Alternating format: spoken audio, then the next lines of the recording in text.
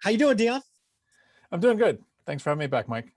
Excellent, man. So thank you first and foremost for changing your schedule around. People, if you follow One Rental at a Time, you know that I'm trying to upgrade my home network so the quality of my videos are better. But that does mean I have 48, maybe 72 hours of no home network. So Dion is doing us a favor and recording this for me. So thanks again. Greatly appreciated. I still think you should have took me up on my offer to come and hang out at my house for the weekend, but this works. This works. That's awesome, man. So the first thing I wanted to talk about is the fact that you and I, either consciously or unconsciously, are now considered mentors in the real estate investing space. You have done a great job of building up your following on Bigger Pockets, being interviewed on Bigger Pockets, your financial freedom. I obviously wrote a book, doing these YouTube things. What I want to talk about is, even though I think we both have the right intentions, we are big-hearted, you still need to realize that the mentoree, I just want them to realize they own part of this equation as well, right? I've been doing this for a couple of years, and sometimes it doesn't feel like the mentoree is carrying the water, right? We've already done the road. We can tell you about the path. We can tell you what to avoid. But for example, when I talk about focus and daily discipline, and then the mentee comes back to me a month later and says, Michael, I can't give you 20 minutes a day like you tell me, but I'll give you 4 hours on Saturday. Full stop. Did I say 4 hours on Saturday? Did I say it's optional? I mean, you're trying to outsmart something that I've helped thousands of people do now. And frankly, sometimes that frustrates me and other times it pisses me off. So I just want to have that discussion. Sure. It's a great topic to bring up. And I'm always really careful with the term mentor. And part of it is really because of the ownership that puts on the person asking for help, because I run a truck driving school, and being an instructor is being a form of a mentor. And when you do instruction, there is the material that you cover. Then there's a test. With us, there's a state test where an outside party comes and tests the person. In a college course, the teacher presents a test at the end of the course to tell you whether you passed or not. And when someone reaches out to ask me for help, the last thing I want to do is make it a relationship where I'm going to test them at the end. But it's still hard to get feedback from someone who's asking for help, because when someone reaches out and says, hey, will you mentor me? I'm always really careful with my wording. I don't send back, sure. I send back, I'm happy to help if I can. I'd like to take a look. If I have some advice, great.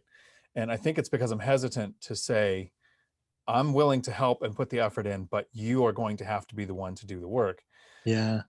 And I see that a lot when someone comes with a question and I give an answer and we don't communicate for a few weeks and then they come back with the same question. Yeah.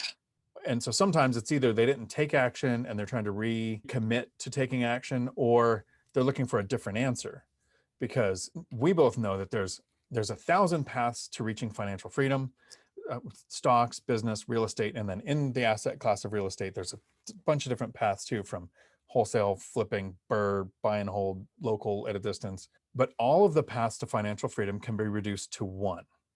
There's one path that works out of all of them, and that is improve yourself. So if the focus for financial freedom is to become better at investing or better at not spending on things that don't add to your financial future, then improve that. When you reach out to somebody who's reached financial freedom, who's offering, you have a course, you have written a book, you have a YouTube channel, which is probably hitting 20,000 while we're recording this, somewhere around here. That's significant. You're saying, I'm taking all of the knowledge that you have and you are putting it out there for people to use, but you can't use it for them. Yeah. So when somebody reaches out and says, will you mentor me? I'm still not going to say, yes, I'll mentor you. That label comes with too much ownership. Would you like help? Absolutely. Would you like an opinion of somebody who's, done before I even tried to give advice in the Bigger Pockets community, there were thousands of hours of research, thousands of hours of podcasts, thousands of hours of listening to audiobooks.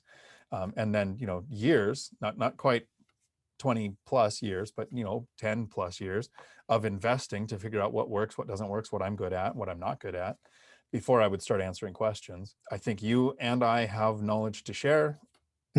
we have the free formats, and I'll be doing the review of your course here pretty soon. It's Nice. actually shifted my opinion of what I think of training quite a bit. And that's hyper focused in a linear fashion of these are the steps you take.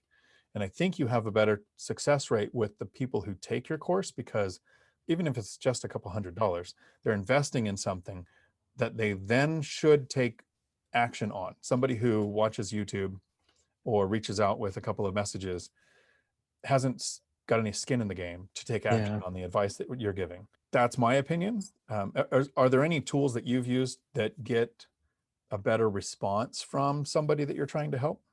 Well, the beauty of this is I've been trying to do forms of mentoring or asking or helping, as you call it, way back since 07, 08 in Bigger Pockets. It's kind of where I started, spoke at the first Bigger Pockets event in Denver.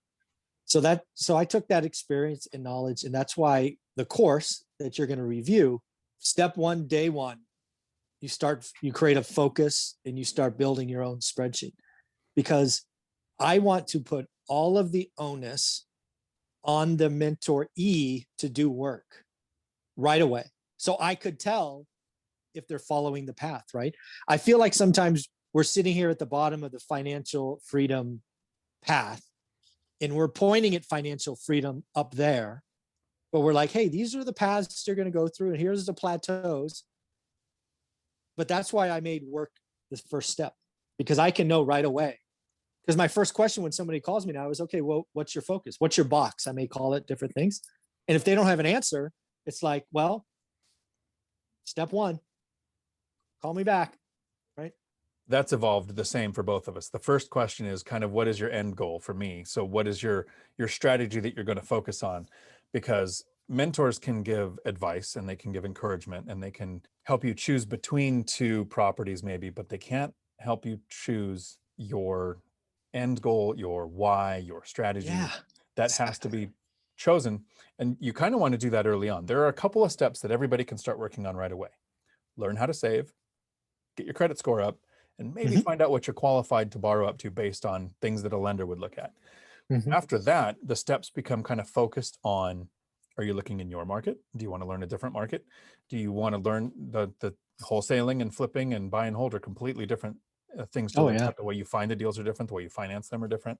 So if the person doesn't know that, beyond those first very rudimentary, simple steps of, how to save, how to get your credit score up, there's not much help that we can offer. So I start Yeah. with the same question. Yeah. I love that. And again, we both want to help. We both have a huge heart, and we will give a lot, but you've got to be able to do the work. And that's it for me, right? If you're willing to do the work and follow the path that I point out, then I've proven, now over thousands of people have taken the course and we're doing deals all the time. So I know it works, and it's something that can be repeated, which feels pretty awesome. So that's pretty cool. I've had a few people reach out to me for over a year now, and we've had different conversations, and they make some progress. But what's really great for me is recently, was last week, because I just did the interview with them, a person reached out to me in December. And I've known this, I call him kid guy, because I've known him since he was a teenager. He's like 30 now, so we've known each other longer than 10 years.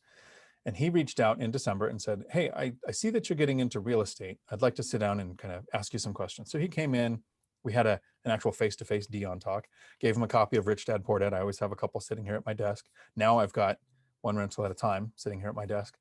And he called me last week and he said, hey, I just wanted to let you know, I just closed on my first duplex. It's in Bend, Oregon. And I not only did I think that was great, I was like, okay, cool. So a first-time investor who just started doing the research 6 months ago just closed on a deal. So I set up a deal deep dive where we went through how he found Yeah. it, how he financed it, the numbers, why Bend, Oregon, which then popped up in One Rental at a Time Yeah. private I saw Facebook group that. today of, hey, you should check out Bend, Oregon. So that's ironic. So that's the progress I like to see. He Yeah. reached out to get a foundation of, how do I start? What research should I start doing? And then I kind of didn't hear about him again. I'm surprised he didn't reach out with some more questions, but he said, hey, I just closed on a deal. That's the best time to reach back out. Yeah. Yeah. I think that feels like the right timeline for most people, right? Interest spark, a deal in 6 months feels right. I would tell you interest spark deal in 6 days, not good, too fast. I mean, I've seen people do that. I remember somebody telling me they were interested in Fresno, never been there. I set up a connection with my network. They went on a Saturday, and on Sunday they'd written 4 offers. I'm like, what are you doing? I mean, that's crazy. A little bit more homework next time. Yeah, that especially in the beginning. Once you know a market and you know your niche, yeah, sure, you're making offers really quick, really fast, All the time, in minutes. Yeah. But those first few, like, and I've said this before, I think in a video with you. When I first started investing, I had a real estate agent with over 30 units who's been investing, and he's totally financially free, helping me find my first few duplexes. And he had never invested in small multifamily. He had always purchased, he ran a Windermere office, and the best deals that came through the door, he picked up. So in 20 years, he's got 30 great properties. He had me making offers on properties that would have been alligators, that would have completely stopped me from being able to invest beyond the first or maybe second property, because they were going to be costing me money. And it's not his problem. It wasn't even his fault. It's an asset class he didn't understand. And I was relying on the mentorship of somebody without clearly telling them what I wanted to do. Luckily, I didn't get those deals. Over the next couple of years, educating myself, I got deals that yeah, we'd be having a totally different discussion if you would have got one of those first houses. Especially in the beginning. Yeah. Well, cool. This is fun, folks. Again, folks, we want you to be successful, but you own some of that. You've got to do the work.